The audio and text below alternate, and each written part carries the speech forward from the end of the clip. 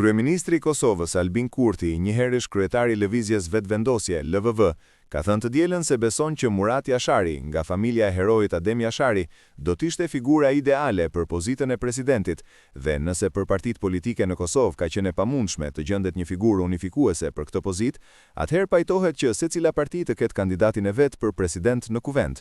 Murat Jashari, djali i Rifat Jasharit, vllait të Adem Jasharit dhe anëtar tjerë të familjes, e kanë bërë të qartë më herët gjatë jamës se nuk kanë ambicie për pozitën e presidentit dhe një pozitë të tillë do ta shqyrtonin vetëm në rast të ndonjë gjendjeje të jashtëzakonshme apo lufte civile.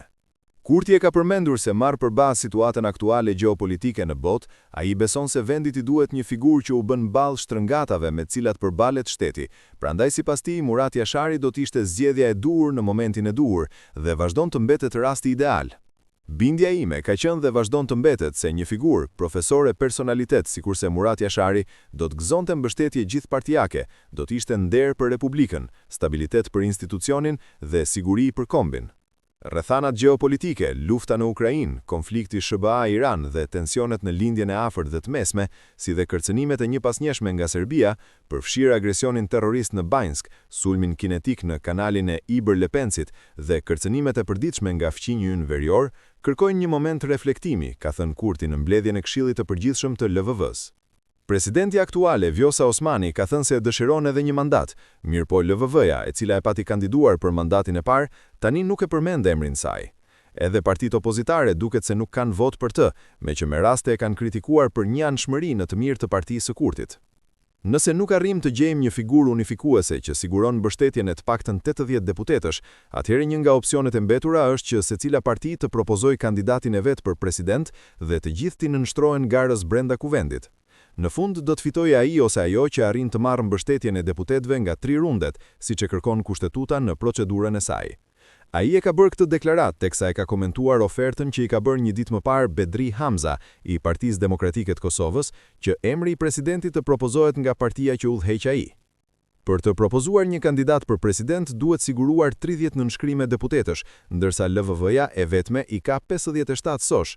Të gjitha partitë tjera i kanë më pak se 30 deputet.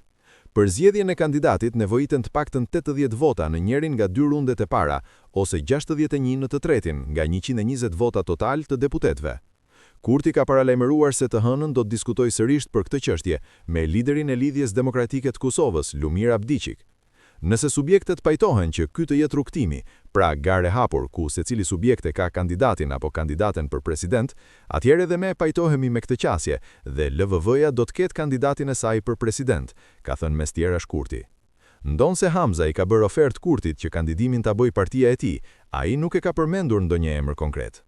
Pozita e presidentit në Kosovë është kryesisht ceremoniale, për shkak se vendi është republikë parlamentare dhe nga një president kërkohet të jetë figurë unifikuese mes partive politike.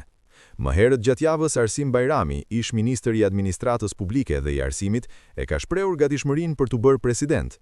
Njërit gatishmëri ka shprehur javë më parë edhe kryetari i Aleancës për Ardhshmërinë e Kosovës, Ramush Haradinaj, mirë po partitë tjera nuk i kanë dhënë mbështetje. Nëse vendi dështon që të finalizojë këtë proces me kohë, atëherë përballet me zgjedhje të parakohshme parlamentare, pa i bërë ende një muaj për kur u bë me qeveri të re. Organizatat të shoqërisë civile kanë bërë thirrje që një proces i tillë të shmanget, duke kërkuar që interesi qytetar të vendoset para atij partijak.